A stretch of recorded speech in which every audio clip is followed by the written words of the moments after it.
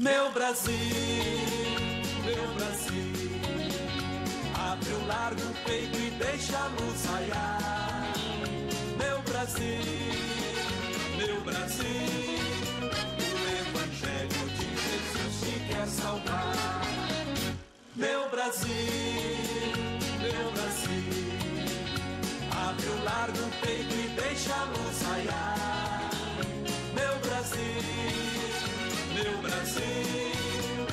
Evangelho de Jesus te quer salvar.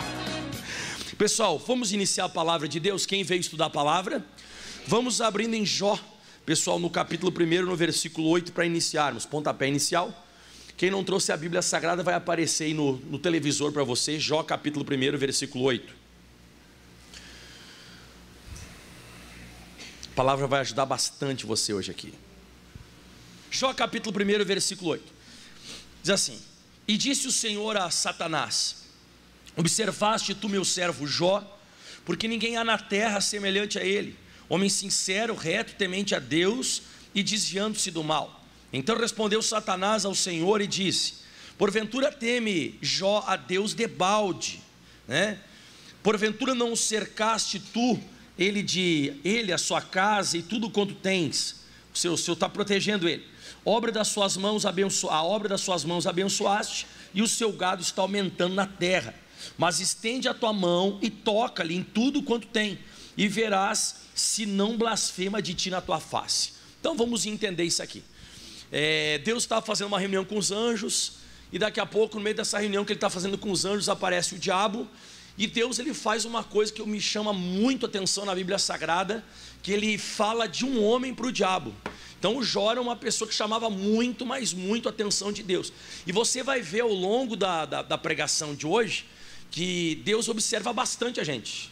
Ele, de repente você não tenha, não, Deus está cuidando de outras coisas, Deus está cuidando do sol, da lua, da translação, da rotação da terra. Não, Deus, ele olha bastante para a gente. E no caso aqui ele toca e fala para o diabo, ele fala para Satanás de um homem, e fala que o Jó era reto, justo, sincero a Deus e temente. Aí o diabo acusa Deus de ter que aliciar, ou estar pagando, vamos dizer assim, o Jó, cercando ele de bens, e ele sendo, vamos assim dizer, abençoado para adorar a Deus. É como se Deus estivesse comprando o homem. E aí o diabo fala: mas deixa eu tocar nele, que você vai ver que ele vai mudar contigo. Ele vai mudar e ele vai blasfemar de ti na tua face. Ele vai se levantar contra você. E você sabe, não quero aqui ficar do lado do diabo de maneira alguma. O diabo, em alguns momentos nessa passagem aqui, ele está correto. Tem muita gente que começa a piorar um pouco a vida, a pessoa começa a ter uma certa dificuldade, ela blasfema de Deus, ela blasfema contra Deus, ela se levanta contra o próprio Deus. Tem pessoa que não muda, glória a Deus por isso, e é sobre isso que eu vou pregar hoje. Mas o diabo então está acusando, como eu falei, Jó, aliás Deus, acusando Deus, não Jó, acusando Deus de ter que cercar o Jó e proteger ele, que é só acontecer alguma coisa, porque o diabo vem para matar, roubar e destruir. Então o diabo disse: deixa eu tocar, na hora que eu tocar ele vai virar a cabeça, ele vai virar a cabeça e vai mudar. Agora o que me chama a atenção é que Deus faz uma coisa aqui interessante, ele confia no Jó.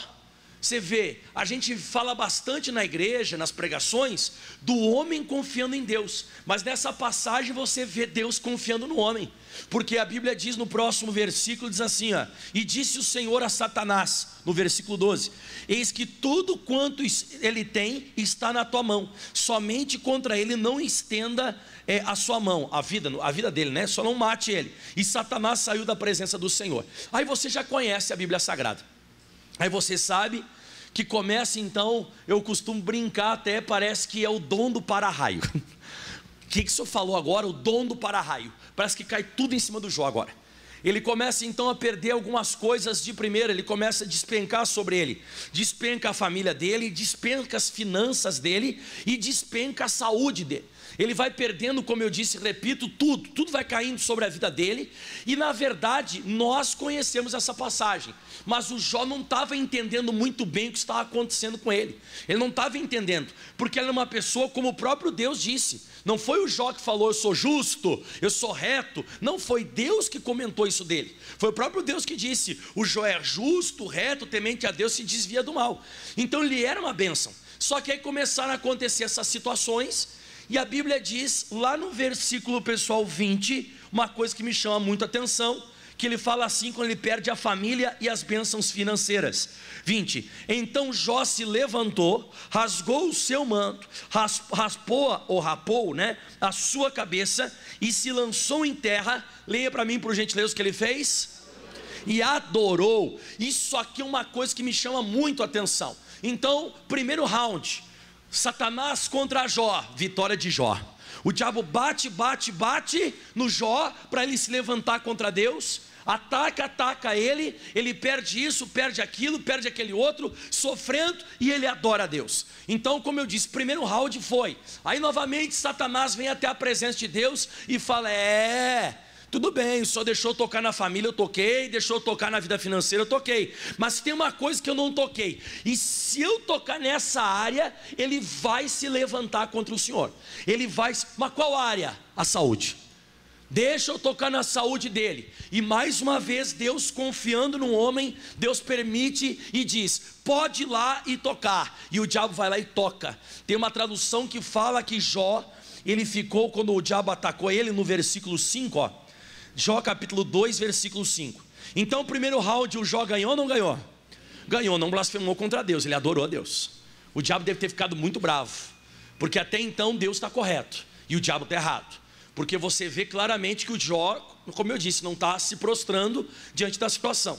E em Jó capítulo 2, versículo 5 diz assim, ó: estende porém a tua mão e toca-lhe nos ossos e na carne, e verás se não blasfeme de ti na tua face. E disse o Senhor a Satanás: eis que ele está na tua mão, porém poupa-lhe a vida. Ou seja, vai vir a enfermidade, você pode permitir a enfermidade, o problema só você não pode matar ele não pode morrer.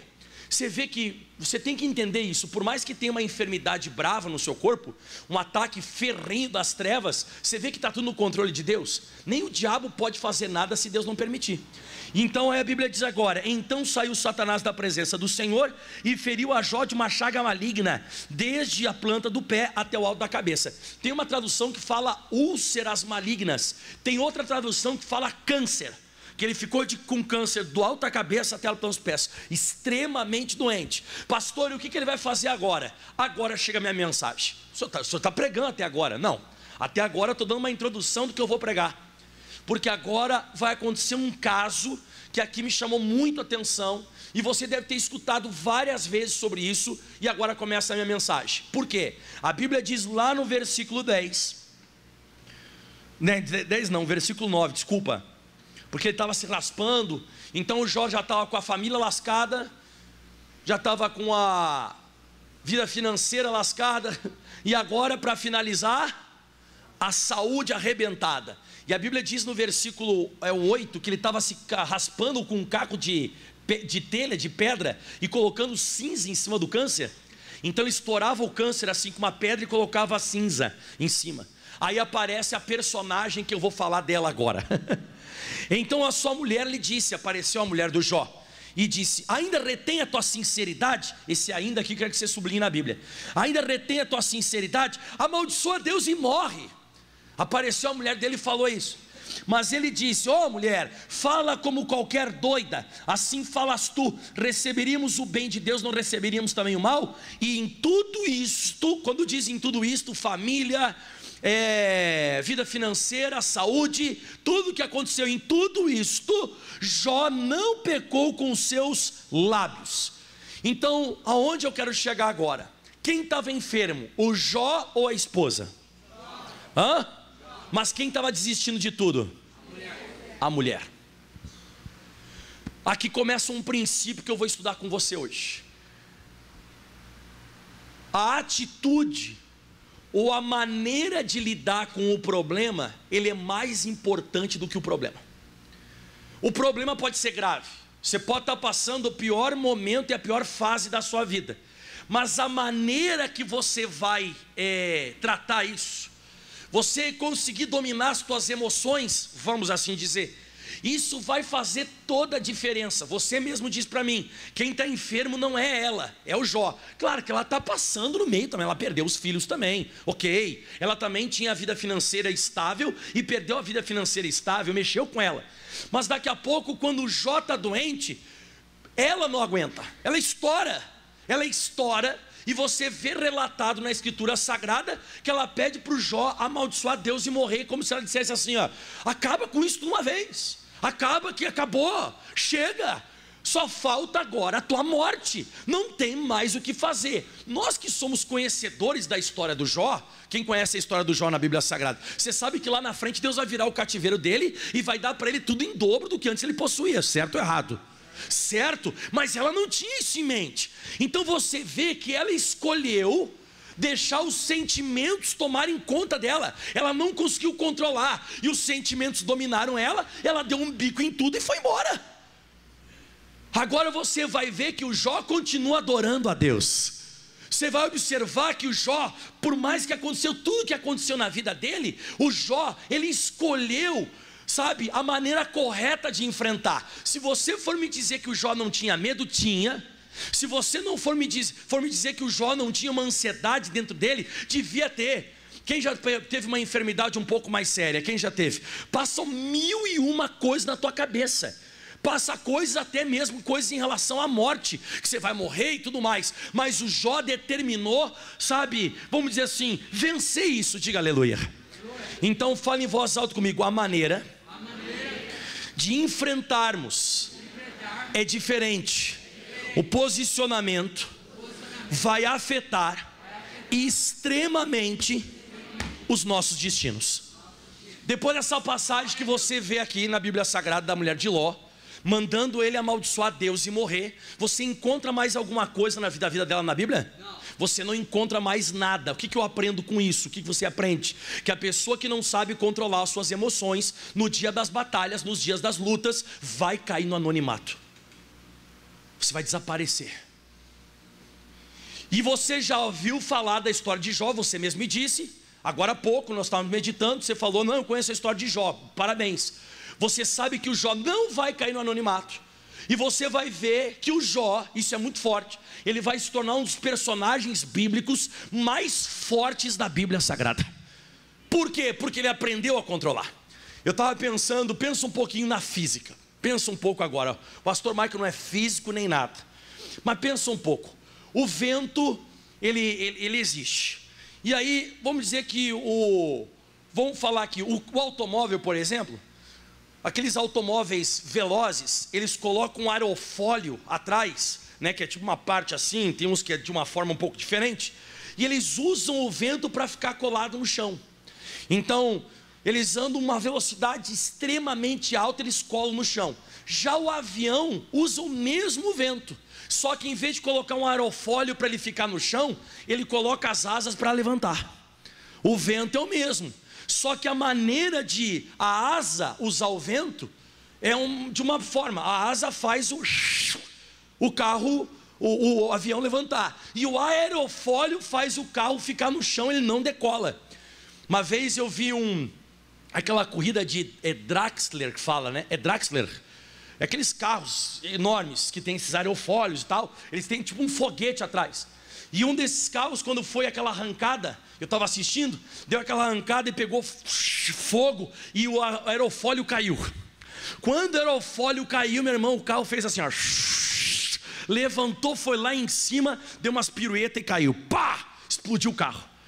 Você vê então, aquele negócio que eles usam atrás, o tal do aerofólio, é para fazer com que a questão do vento faça o carro ficar no chão. E como disse, se não tiver, ele decola. Por isso que tem aquilo ali. Mas onde eu quero chegar? O vento é o mesmo. E eu observei que na vida é a mesma coisa. Tem gente que usa o problema e não decola. A pessoa parece que tem o aerofólio da derrota na vida dela. E tem gente que pega o mesmo vento, pega o mesmo problema e põe uma asa para sobrevoar e ser abençoado. Umas pessoas enxergam o problema com a derrota da vida delas, e outras pessoas enxergam o problema com a oportunidade de glorificar a Deus. E isso você vai ver ao longo da Escritura Sagrada por vários exemplos. Se você for abrir agora em Números capítulo 13, vamos, aqui é conhecido nosso. Quem está conseguindo acompanhar o que eu estou falando? Você vai usar o vento contrário na sua vida? Você vai usar o vento contrário para decolar que nem um avião? Ou você vai usar o vento contrário para você ficar no chão, né? Colar no chão? A mulher do Jó, ela usou aquela enfermidade para ir embora. Ela usou aquela enfermidade, aqueles problemas todos que ele passou, para desistir. Não sei se depois, se ela ficou com depressão, se matou, sei lá o que ela fez, porque pelo jeito ela estava, né, nesse calibre. Ela estava querendo já que o outro morresse, porque ela não estava legal também. Ou se de repente depois ela viu Jó reavendo tudo que ele tinha, porque a Bíblia diz que Deus virou o cativeiro de Jó e deu para ele tudo em dobro do que antes ele possuía. De repente ela viu isso e voltou. A gente não sabe na Bíblia Sagrada, mas você vê que ela não teve suporte, ela não conseguiu controlar as emoções dela. E eu vejo isso nas pessoas, que o problema não é o fator principal. O problema, ele é para todo mundo tem problema. Só que nem todo mundo consegue encarar a situação da mesma maneira. Os problemas serão iguais para as pessoas. Se você for ver, o Jó que estava enfermo, que podia ter desistido e se suicidado, se matado, sei lá o que, amaldiçoado Deus, não fez isso. E aquilo que o diabo queria, que o Jó amaldiçoasse Deus, se levantasse contra Deus, o diabo foi perdendo a cada momento o diabo foi perdendo, e o Jó nunca se levantou contra Deus. E Deus deve ter olhado para o diabo depois, no finalzinho de toda aquela história, deve ter olhado para o diabo e viu, diabo, existem pessoas sobre a face da terra, que podem passar a luta que for, e eles vão continuar me servindo.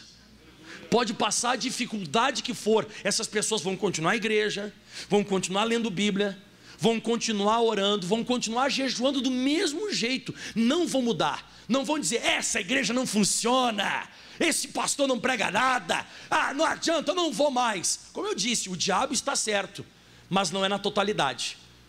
Se o diabo atacasse a mulher de Jó, coitada, ele ia certamente ver ela amaldiçoando Deus para já. Agora o Jó era diferente. Então a forma de encarar é diferente das pessoas. Números capítulo 13, versículo 32. Números 13, 32, você conhece? Aliás, vamos ler o versículo 22, desculpa. Números 13, 22. E subiram para a banda do sul e vieram até Hebrom. Estava ali Aimã, Sesai, Talmai, filhos de Anak em Hebrom. Foi edificada 7 anos antes de Zoan e do Egito. Depois vieram até o vale de Escol e dali cortaram um ramo de vides com cachuvas, o qual trouxeram 2 homens sobre uma verga, como também romãs e figos, e chamaram aquele lugar de vale de Escol, por causa do cacho que dali cortaram os filhos de Israel. Depois voltaram de espiar a terra ao fim de 40 dias. E aí diz assim: e caminharam e vieram até Moisés e Arão e a toda a congregação dos filhos de Israel no deserto de Parã, a Cádiz, e tornando deram-lhe conta a eles e a toda a congregação, e mostraram-lhe o fruto da terra. Então aqui mais um caso exatamente do que eu estou pregando hoje entre Jó e a esposa dele. 12 espias vão espiar a terra de Canaã, e eles chegam lá e eles enxergam, como eu até coloquei na minha Bíblia Sagrada. Fala comigo, tinham o mesmo Deus, tinham a mesma promessa e o mesmo problema. Porque essa terra chamada terra de Canaã, em algumas passagens é tratada como terra da promessa, né? Essa terra da promessa, ela era habitada.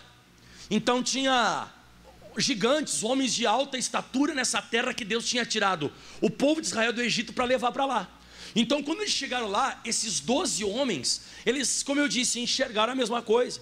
Eles serviam o mesmo Deus e também tinham a mesma promessa.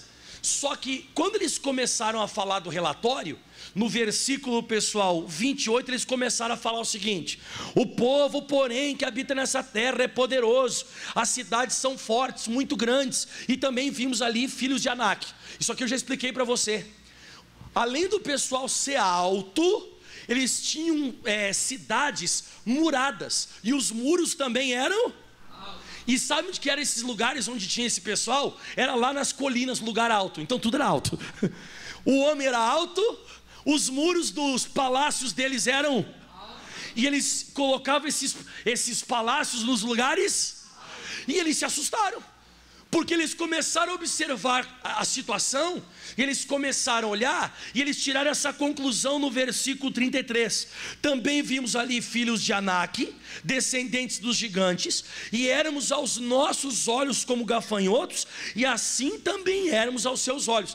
Então você vê que vários deles se enxergavam sendo esmagados, sendo pisados, como a mulher de Jó, que não diferencia o que eu estou pregando hoje. Você vê então relatado na Bíblia Sagrada que eles não conseguiram controlar a emoção deles, eles não conseguiram controlar. Só que o Caleb, volta um pouquinho no versículo 30, olha o que o Caleb fala aqui, ó. Isso aqui é forte demais.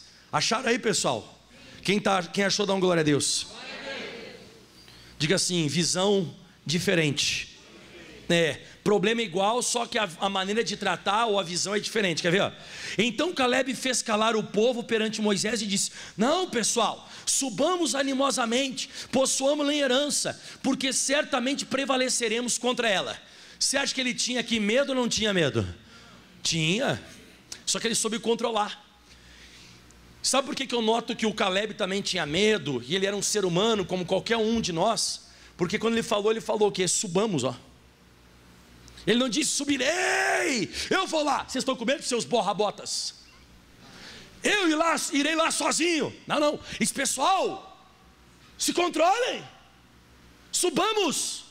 Ele também estava com medo, só que ele decidiu controlar o medo. Foi isso. Você tem que entender claramente na Bíblia Sagrada que o Caleb não é um cara que tem 3 olhos na testa. Não, eu vi com o meu terceiro olho que nós vamos vencer. Não é isso.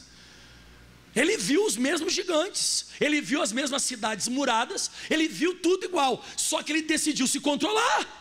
E ele disse: pessoal, e ele começa com isso. Em Números, no capítulo 14, lá no versículo 6, o Josué e o Caleb de novo aparecem, ó.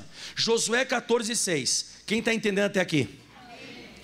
Então, fala comigo: sentimentos distintos. E outra coisa, você vai notar na Bíblia Sagrada que assim como o sentimento do Jó e da esposa dele foram diferentes, né? A situação a mesma, só que o sentimento diferente. Você vai ver que afetou o destino dela e afetou o destino dele. Aqui também você vai ver que vai ter o destino diferente, os que não conseguiram se controlar daqueles que conseguiram se controlar. Mais uma vez eu estou te provando que o problema não é o fator determinante se você vai vencer ou vai perder, se o seu destino será abençoado ou não será abençoado. Você vai notar que é o tipo de pessoa. Então diga assim comigo: depende de quem está passando. Vamos lá, depende de... Isso, pode ter 2 pessoas com câncer, uma morre porque não consegue se controlar, e a outra não, a outra se controla e vai ser uma bênção. O que se controlar vai vencer, o que se descontrolar, ele vai perder. Você que tem que decidir que sentimento você vai acatar. Se você vai ter o sentimento de coragem, de fé, de ir para cima, se você vai ter esse espírito, ou se você vai se entregar a essa situação, vai chorar, vai se desesperar e vai pensar em voltar. Porque se você for ver na Bíblia, logo depois que eles vieram com o relatório, eles estão querendo levantar um novo líder para voltar para o Egito. Não, vou voltar para o Egito, chega, não, como é que, isso aqui é palhaçada, Deus nos trouxe aqui para nos matar na mão desses gigantes, a gente vai morrer. E começaram a falar mal contra quem? Quem que era assim? A mulher, igual, você vê, o diabo, em uma certa parte o diabo está certo. Tem pessoa que qualquer problema, a pessoa ela dá piti. A pessoa dá piti, irmão. Tem gente que a pessoa dá chilique. A pessoa dá chilique. Dá como se fosse curto-circuito na cabeça. Dá um curto-circuito na cabeça da pessoa, a pessoa dá um piti. E a Bíblia diz que eles começaram a pensar em voltar, a pensar em desistir. E lá no versículo 6, de novo aparece o Josué e o Caleb, ó. E Josué filho de Num, e Caleb filho de Jefoné, dos que espiaram a terra, rasgaram as suas vestes, só os dois. E falaram a toda a congregação dos filhos de Israel de novo, dizendo: a terra pelo meio a qual nós passamos a espiar é terra muito boa. Se o Senhor se agradar de nós, então nos porá nessa terra, e nola dará a terra que mana leite e mel. Tão somente não sejais rebeldes rebeldes contra o Senhor, vocês estão dando piti, vocês estão se levantando contra Deus. Creio em Deus, pessoal. Eu também estou no bolo, eu estou na mesma luta que vocês. Eu também vi gigante, não sou um retardado. Eu vi gigante, eu vi cidade murada, eu vi que eles estão morando lá nos lugares mais altos, nos montes. Eu vi tudo isso que nem vocês, só que eu escolhi acreditar em Deus. Eu escolhi acreditar no Senhor. Eu escolhi não me esmurecer diante dessa luta. Fui eu que escolhi. Bate no peito e diz assim: sou eu que decido. A gente pensa que é Deus que vai fazer alguma coisa. Deus vai fazer, mas Ele primeiro precisa da sua decisão. Medo e amaldiçoa teu Deus e morre. Medo e vamos voltar para o Egito ou vamos encarar. Deus precisa dessa decisão, a maneira de enfrentar. E é você que escolhe, é você que decide. O que você vai fazer na tua vida? E a Bíblia diz então que Ele falou: então somente não sejais rebeldes contra o Senhor, não temais o povo dessa terra, porquanto são eles o nosso pão, eles são o nosso mantimento. Retirou-se dele o seu amparo, e o Senhor é conosco, não os temais. Digam glória a Deus aí. Então Ele diz que quem tem que estar com medo são eles, porque nós temos o Deus Todo-Poderoso ao nosso lado. Então até aqui, o que eu observo? Que o Caleb e o Josué, eles não eram caras que eles chegaram lá e bateram no peito assim, olhando para os gigantes. Esse seria o gigante que eu queria bater um dia na minha vida. Oh Deus, obrigado. Você acha que foi assim, não? Claro que não, né? Eles não são loucos. Eles também pensaram que eles chegariam lá e eles olhariam a terra de Canaã e diriam: é um paraíso. Imagina aqueles desenhos animados, né? Que a pessoa abre uma janelinha ou abre uma portinha e ela vê um mundo encantado assim: vamos lá, pessoal. Chegou lá, não era isso aí. Não era isso aí não. E ele não disse: Deus, esse é o gigante que eu queria arrebentar na minha vida. Deus, como foi bom o Senhor ter colocado esse gigante. Esse muro aí foi um muro que eu sempre quis quebrar na minha vida. Você acha que foi assim? Não. E tem muita coisa que vai acontecer na tua vida e vai acontecer na minha vida que eu e você, a gente não está esperando. A gente não está aguardando aquilo ali. São coisas que vão surgir na nossa jornada, na nossa caminhada, que Deus vai querer que eu decida. E você quer ver a reação de Deus? Eu nunca tinha parado para pensar esse texto, mas eu estava lendo Números 14 mesmo. Lá no versículo, agora eu acho muito forte o versículo 20. Meu irmão, eu quero ler junto com você isso aqui, para você entender a reação de Deus diante dessas emoções que eles tiveram, dos espias. Olha só: e disse o Senhor: conforme a tua palavra lhe perdoei.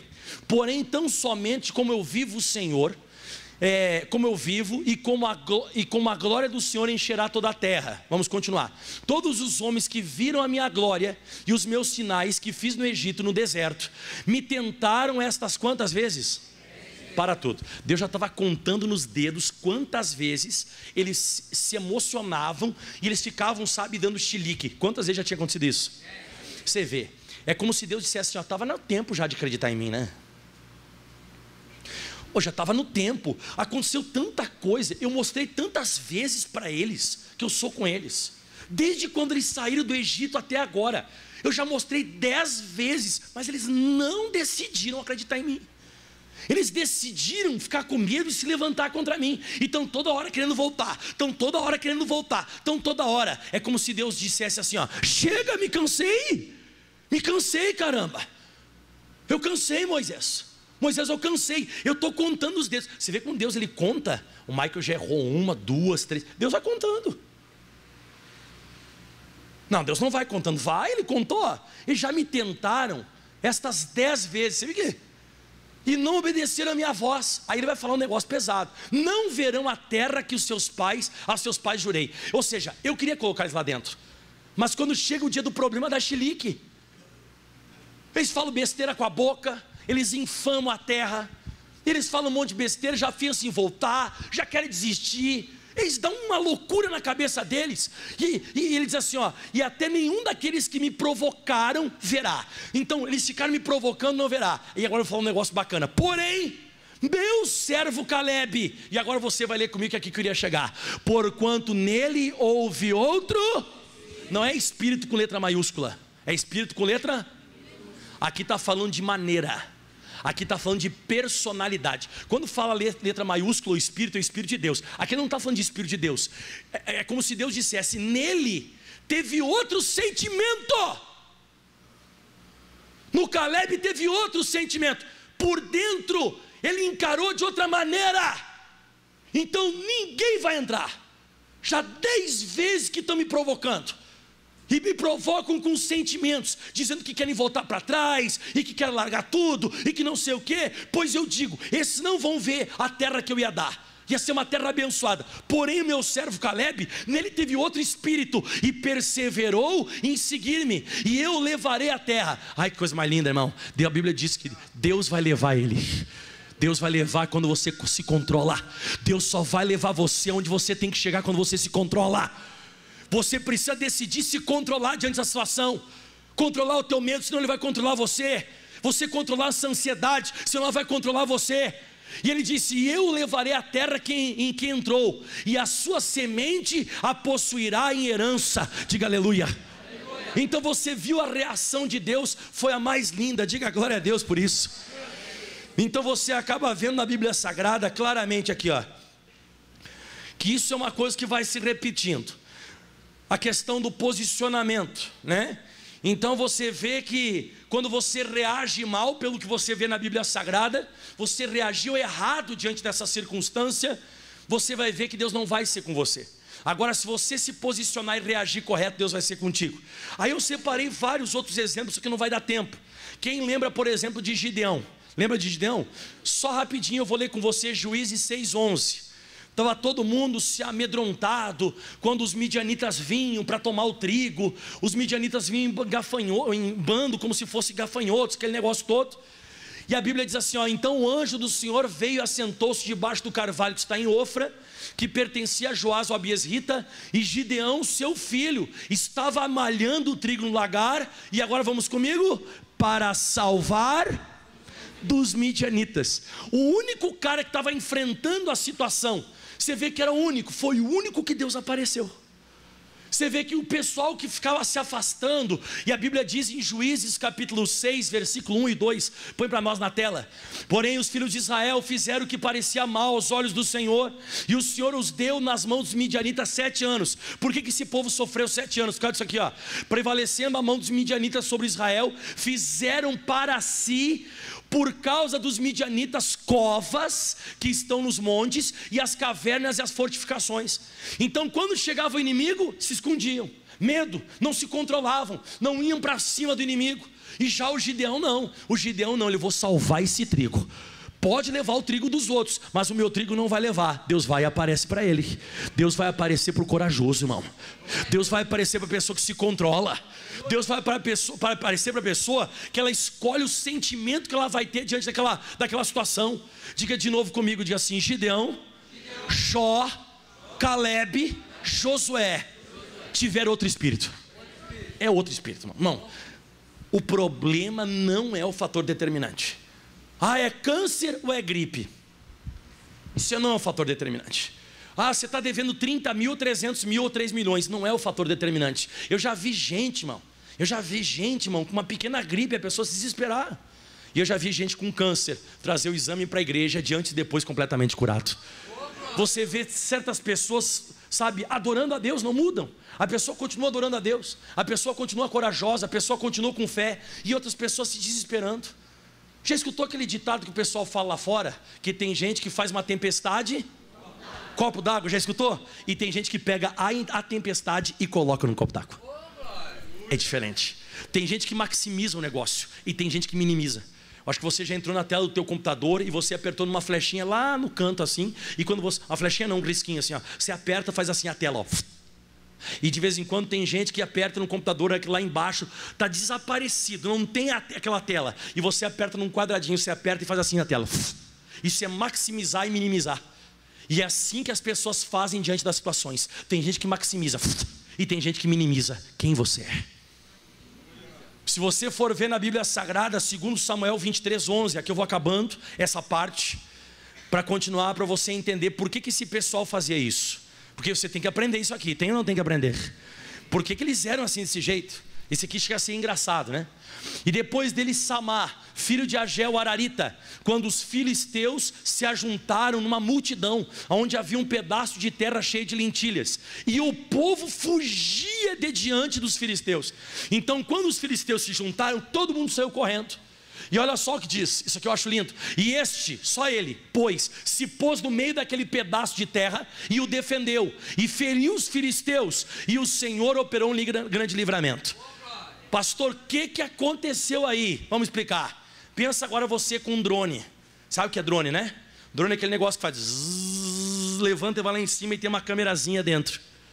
Agora você pega um drone na época do Samar zzz, e vai lá para cima. Tem uma multidão chegando, ó, cabeça de drone agora, uma multidão chegando e essa multidão correndo. Aqui tem um campo de lentilha, o que tem aqui no meio? Tá, essa multidão fugindo, essa multidão chegando. Quando você vai olhar do drone tem um pontinho lá parado, é o Samar. Todo mundo se descontrolou e foi embora, e ele ficou. Daqui a pouco Deus está lá olhando do drone dele lá em cima. Ele abaixa e olha mais um pouco, e olha mais um pouco. Ele diz: o que o Samar está fazendo aí? Você tinha que ter corrido também, rapaz.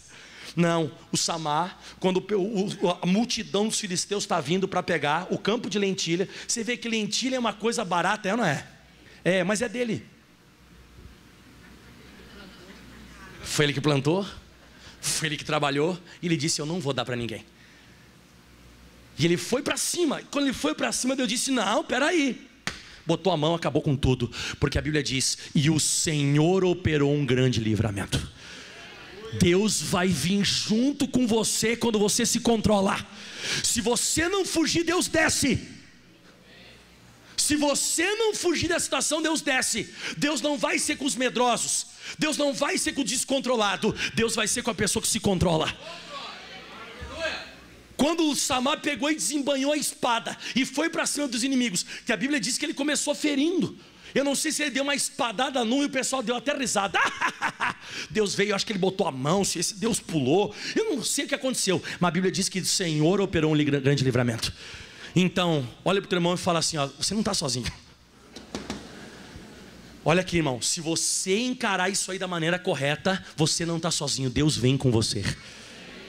Para finalizar tudo, e aqui você já conhece, esse eu vou só comentar. Davi e o povo de Israel. Está lá o Golias, o gigante. Você sabe, né, que está lá o Golias. Ele vem, desafia a tropa de Israel. E o pessoal tudo com medo. Chega lá o Davi com 17 anos, ele escuta e ele diz: eu vou ir para cima do inimigo. Você sabe o que o irmão dele falou para ele? 1 Samuel 16. Olha o que o irmão dele falou para ele. 1 Samuel capítulo 17, eu falei 16 errado, tá? Esse aqui eu vou até ler para você. Aí o Davi, ele quer ir para cima do Golias, e aí diz assim no versículo 28. 1 Samuel 17, versículo 28. Aí o irmão dele fala assim para o Davi: e ouvindo Eliabe, o seu irmão mais velho, falar aqueles homens, porque o Davi queria, porque queria ir para cima do gigante. Ele queria porque queria. E aí diz assim, ó, ao ouvir falar aqueles homens, acendeu-se a ira de Eliabe contra Davi e disse: por que desceste aqui? E olha só como ele queria menosprezar o Davi. E a quem deixaste aquelas poucas ovelhas, bem conheço a tua presunção e a maldade do teu coração, que desceste para ver a peleja. Mentiroso, tu não quer lutar porcaria nenhuma. Você está aí presumindo o negócio do teu coração. Por que você está perguntando para todo mundo o que o rei vai dar para quem venceu Golias? Por que você está perguntando isso? Volta lá para tuas poucas ovelhas, seu pequeno, seu fracassado. Vai lá, eu que sou soldado, deixa a gente resolver o negócio aqui. Sabe o que a Bíblia diz no próximo versículo? Escuta só. Então disse Davi: que fiz eu agora? Porventura não há razão para isso? E olha só que é lindo: e desviou-se dele para outro e falou conforme aquela palavra. Eu quero lutar, não é presunção minha, eu escolhi não ter medo dele. Vocês estão tudo borrado, está todo mundo com medo do Golias. Eu escolhi o sentimento que eu quero. E o sentimento que eu quero, eu sei o tamanho dele.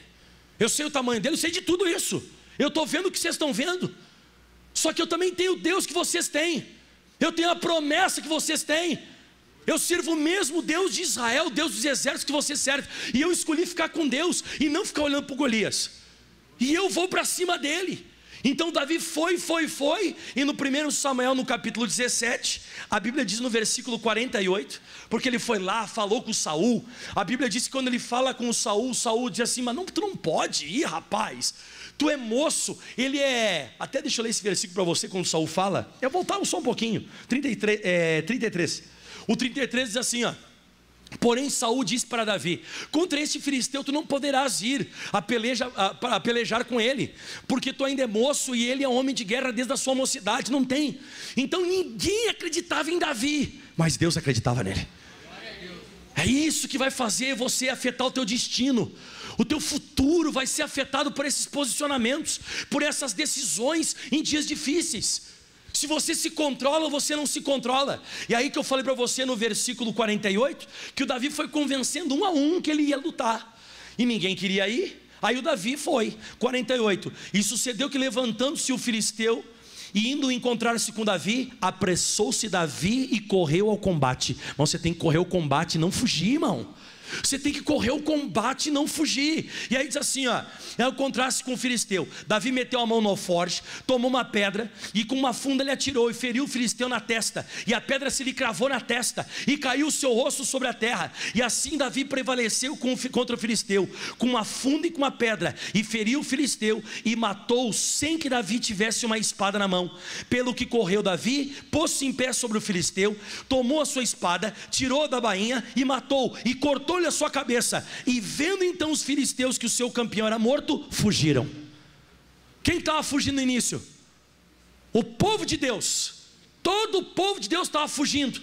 Quando Deus encontrou alguém que era corajoso, todo inimigo fugiu. Quando Deus encontrar alguém corajoso, o inimigo foge. Você está entendendo? Esses caras, Davi, esses caras, Samar, esses caras, Josué, Caleb, o Jó, esses caras, eles tinham uma coisa diferente, mano. De repente você vê e você se acha muito distante deles. De repente você diz aqui: ai pastor, não sei se eu iria também, pastor. Ai pastor, o senhor fala do Jó, mas quando eu leio o Jó na Bíblia, parece que ele é tipo um super-homem. Quando eu leio o Davi correndo, um menino de 17 anos, todo sardentinho, com um saquinho de pedrinha no alforge, para ir contra um cara alto, que era campeão dos filisteus, um cara que já tinha vencido várias batalhas. Quando eu vejo isso na Bíblia, pastor, me assusto.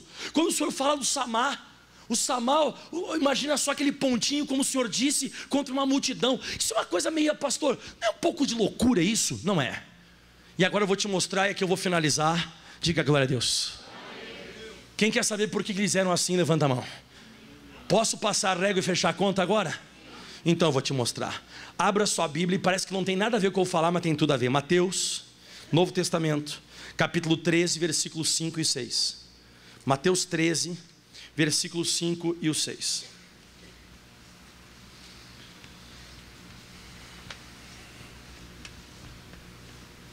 Dá um aleluia.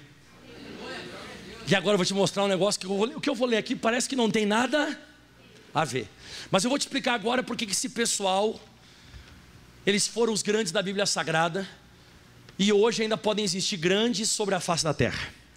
É por causa disso aqui. E a outra parte caiu em pedregais. E Jesus está falando aqui da parábola do semeador, sobre a semente, né? O semeador saiu a semear, e uma parte caiu na boa terra, outra parte caiu nos pedregais, outra parte, tá. E uma parte caiu em pedregais, aonde não havia terra bastante, e logo nasceu, porque não tinha terra profunda. Mas vindo o sol, queimou-se e secou-se, porque não tinha. Agora vai para o versículo 20, Jesus vai explicar essa parábola. Porém o que foi semeado em pedregais é o que ouve a palavra e logo que a recebe com alegria. Atenção. Mas não tem raiz em si mesmo, e antes é de pouca duração, e chegada a angústia e a perseguição por causa da palavra, logo se ofende. Esse ofende aqui é larga, vai embora, se desespera, dá chilique e tudo mais. Então Jesus está falando o seguinte, e agora eu quero a atenção máxima que eu vou acabar. Por que que esses grandes homens da Bíblia Sagrada se destacaram? Jesus está falando aqui que um pouco da palavra caiu entre os pedregais, e a raiz não cresceu, e aí logo ela nasceu rápido, e daqui a pouco veio o sol, e esse sol aqui representa as lutas. Pelo que Jesus fala, esse sol é as lutas. Quando vem a luta, a raiz logo se queima, porque não tinha raiz profunda, logo se queima e morre. Então, atenção, esses homens, irmãos, eles tinham profundidade com Deus. Esse é o segredo desses caras. eles não se ofendem com facilidade. Esses caras, eles não se abalavam com facilidade, porque esse pessoal, eles tinham raiz profunda. Por que as pessoas elas se perturbam no dia da luta? Porque a raiz delas praticamente não existe.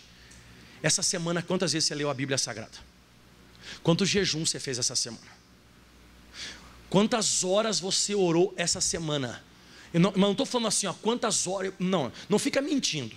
Não minta. Eu quero que você faça assim, não precisa ficar levantando a mão para falar nem nada. Mas eu quero que você pense agora. Pensa um pouco agora, essa semana, se você tirou um devocional, pelo menos para orar uns 15 a 20 minutos. Você tirou isso. Você sozinho, sem ter vindo na igreja, sozinho, você preparou um estudo em casa, você estudou a Bíblia, abriu a Bíblia Sagrada, nem que seja de noite. Eu gosto de meditar lá em casa, por exemplo. Eu gosto de meditar na Bíblia Sagrada todos os dias, depois que a minha família vai dormir. A minha família foi dormir, vem um silêncio, a cidade fica em silêncio, tudo fica em silêncio e eu gosto de meditar. É esse horário que eu medito. A Catiane diz, mas você vai dormir tarde. É o único horário que eu gosto. O horário que eu gosto de meditar, que tudo para. O Felipe já está descansando, eu não preciso mais dar atenção para ele. Irmão, eu tento meditar lá em casa, quando o Felipe está acordado, minha esposa, tu quer não sei o que, não dá. Eu não posso ter um tempo de qualidade com Deus. Só que eu procuro ter profundidade, e nesses dias eu não me abalo. Quando aparece o sol, quando vem a luta, eu não sou um cara que me abalo, porque a minha raiz não é curta, eu tenho profundidade. Esse cara, esse Davi, esse Jó, esse Samar, esse Josué, esse Caleb, esses caras eram profundos. Então eles não eram uns ET, entendeu? Eles não eram ETs que tinham 3 olhos na testa. Esses caras deviam ter um devocional a mais. Eles deviam orar mais que os outros. Eles deviam ter mais comunhão com Deus que os outros. Então o que vai determinar quem vai controlar os teus sentimentos, isso eu coloquei no meu estudo aqui, ó. Quem vai determinar vai ser a comunhão, a profundidade que eu tenho em Deus, que vai me controlar no dia dos gigantes, no dia que surgir os filisteus, no dia que os midianitas vierem contra o Gideão. O que vai controlar você é a profundidade que você tem com Deus. E é isso que Jesus explicou, que tem gente que é raiz curta, não tem devocional. Apareceu uma doença, a pessoa se escabela. Apareceu um problema, a pessoa dá um chilique, se perturba, dá um piti, a pessoa fica doida. E a pessoa que tem comunhão com Deus, ela vê a mesma coisa, só que a comunhão que ela tem com Deus controla os sentimentos. A pessoa é controlada. O apóstolo Tiago falou em Tiago capítulo 1, versículo 2. E esse texto há muitos anos atrás foi a primeira mensagem que eu dei na internet. A primeira mensagem que eu dei na internet foi isso aqui, sobre a capacidade que alguém tem de enfrentar uma luta. Ó, meus irmãos, tem de grande gozo quando caídos em várias tentações. Eu pensei que esse texto estava errado, porque ele diz assim, ó, meus irmãos, tenham grande alegria. Gozo é uma alegria excessiva. Tem de grande gozo quando caídos em várias tentações. Tipo, surgiu a luta, oh glória a Deus. Quem faz isso hoje? Quem faz isso? Oh, mas é gozo mesmo. Oh glória, aleluia, que luta maravilhosa, aleluia. Você faz isso? Isso aqui é um grau de comunhão com Deus. É uma profundidade que você tem com Deus. Por que você vai ficar alegre? Não por causa da luta, mas olha por causa de quê? Sabendo que a prova da vossa fé produz. Então por que o cara fica alegre? Porque agora tudo aquilo que ele escutou, toda a palavra que ele ouviu vai ser provada, e ele vai ser aprovado. Tudo aquilo que ele estudou na igreja, porque a fé vem por ouvir e ouvir a palavra. E tudo que você está ouvindo hoje, você vai ser provado. E quando surge a luta, você se alegra, porque agora você chegou a hora de você experimentar o Deus Todo-Poderoso. Você sabe que de vez em quando, essa questão do sol, né? O sol esquentou e tal, que Jesus explicou na parábola. Tem uma passagem na Bíblia que é real. Quem já ouviu falar de Sadraque, Mesaque e Abednego? Esquentou ou não esquentou? Esquentou 7 vezes a fornalha do Nabucodonosor, e eles foram jogados lá dentro. A Bíblia diz que não queimou nada. Nada, aliás. Não queimou nada não, queimou? Não pastor, não queimou nada, queimou. Exatamente. O que queimou lá dentro foi quando Nabucodonosor olhou. Ele olhou de novo, Sadraque, Mesaque e Abednego lá dentro da fornalha de fogo ardente. Ele olhou lá dentro e comentou com os soldados dele: nós não lançamos 3 homens atados dentro da fornalha? Sim, Senhor. O pessoal queria fazer moral com ele, né? Sim, lançamos, mas eu vejo 4 e eles estão soltos. A pessoa que ela controla os sentimentos dela, no dia da batalha, no dia da luta, que o fogo aparecer, só o que vai queimar é o que amarra você. Só o que vai queimar é o que amarra. Você vai se desamarrar nessa luta. O fogo, para a pessoa que tem profundidade com Deus, aquilo aí não é luta, aquilo é uma oportunidade de glorificar o Deus Santo. Aplauda bem forte assim, tá bom? Obrigado, Jesus. Dá um aleluia. Se coloque em pé. Então não existe ET, irmão. Existe ET. Não existe esse negócio que o cara é muito mais, o cara é diferente do... Aquele cara é diferente. Não, é o grau de comunhão. Uma vez teve um pastor que perguntou uma coisa para mim. Falou assim, um pastor, né? Pastor, eu estava vendo o seu trabalho lá, crescendo. O que o senhor faz, pastor? O que eu faço? Falei, quantos cultos tu faz na quarta? Aí ele ficou quieto, não falou nada. Quantos cultos tu faz na sexta? Não falou nada. Quantos cultos tu faz no domingo? Ele ficou quieto.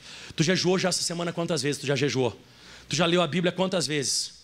E ele falou assim, não, pastor, já entendi, beleza. O que ele quis dizer? Eu não faço isso. Eu não faço isso. Eu não prego. Eu não prego esses dias que o senhor prega. Eu deixo os outros pregar. Eu não faço essas coisas aí que você faz. Então, se não faz o que eu faço, não vai acontecer o que acontece comigo. Você está conseguindo acompanhar o raciocínio? Esse é o segredo. De vez em quando a gente já acha que tem cara sobre a face da terra. Não, esse cara é diferente. Não, esse cara mete a mão no negócio, funciona. Não, esse cara é o queridinho de Deus. É que o pessoal não sabe o preço que você paga em oração. O pessoal não sabe o preço que você paga. Sexta-feira agora eu fiz os 6 cultos. Quando acabou o 6º culto, atendi, consagrei 2 tias da escolinha que não tinham sido consagradas, que elas estavam num congresso, aí consagrei elas também. Aí quando eu consagrei elas, eu fui fui fazer o 2º mergulho de Naamã lá no rio. Quando acabou os mergulhos de Naamã, aí eu fui fazer mais 35 minutos de oração. Aí eu fiz 35 minutos de oração e voltei para casa. E tem pessoa que me disse assim, nossa, mas chegou por quê? Chegou tarde em casa. Aí eu falei assim, é comunhão com Deus. Quando chegar o dia da luta para mim, eu vou ser diferente. Eu estou pagando um preço para algo que vai acontecer na minha vida. A gente não entende isso. Mas por que não acontece com ele? Não é por que não acontece com ele. Tem gente que chega a ficar brava. Mas como é que o quê? Não tem. Tem gente que a raiz é profunda.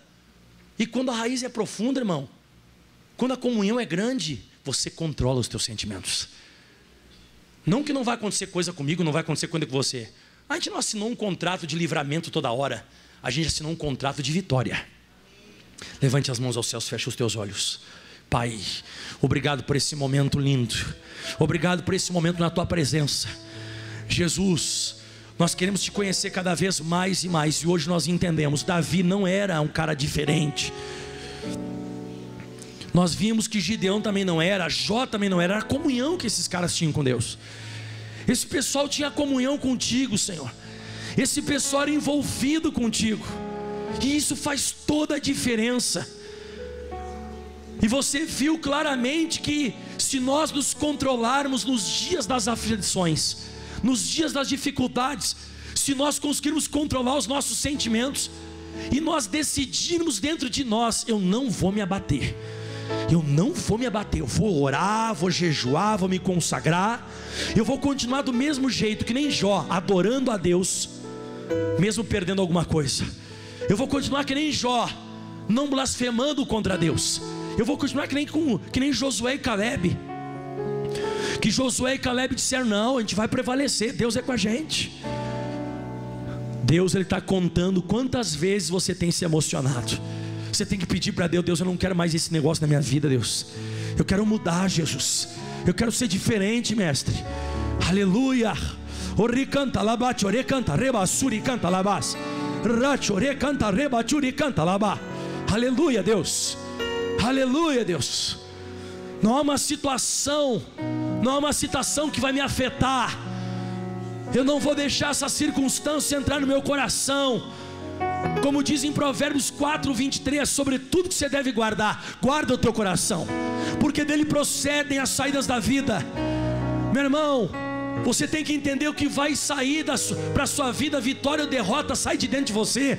É você que decide o teu futuro. É você que decide o teu destino. É você que decide onde você vai chegar. É você que constrói a tua história. É você que constrói a sua história. Diante de problemas, diante de adversidades, diante de dificuldades, de repente só você sabe o que você tem passado, mas Deus tem estado com você. Deus vai descer como desceu para Samar.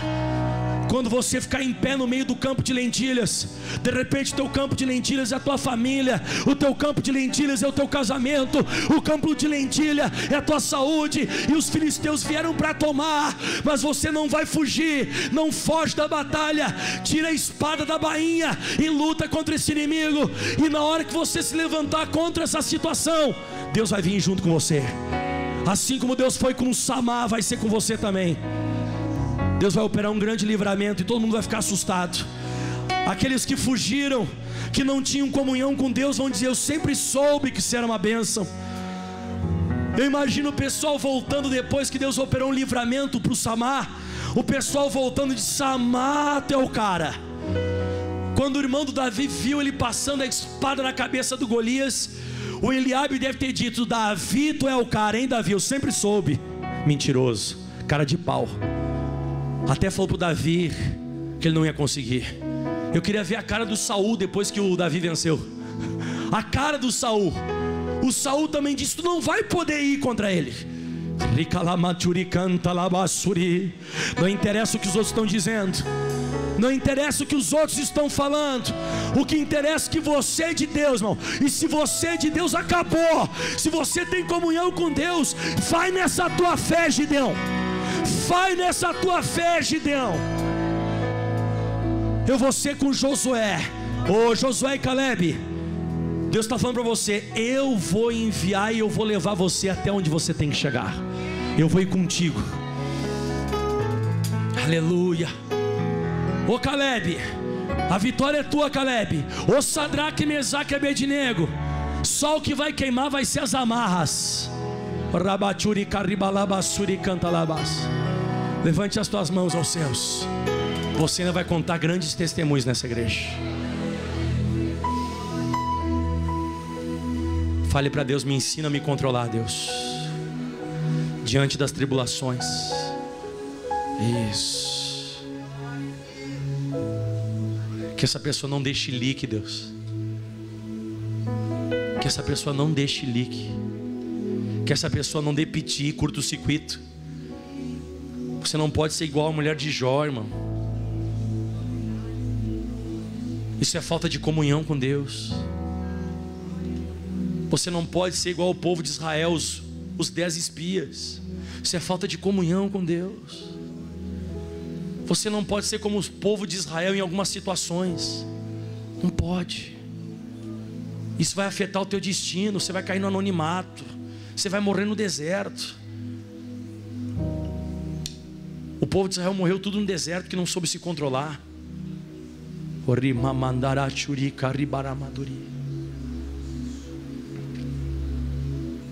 Aleluia.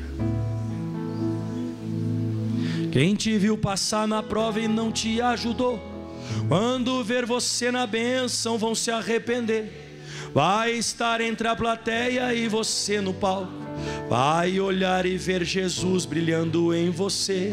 Quem sabe no teu pensamento você vai dizer: meu Deus, como vale a pena a gente ser fiel. Na verdade a minha prova tinha um gosto amargo, mas minha vitória hoje tem sabor de mel. Tem sabor de mel, tem sabor de mel. A minha vitória hoje tem sabor de mel. tem sabor de mel, tem sabor de mel. A minha vitória hoje tem sabor de mel. Minha vitória hoje tem sabor de mel. Minha vitória hoje tem sabor de mel. Aplauda bem forte ao Senhor. O mais forte que você pode é Jesus. Bem forte para Jesus. Dá uma glória a Deus. Obrigado, Jesus.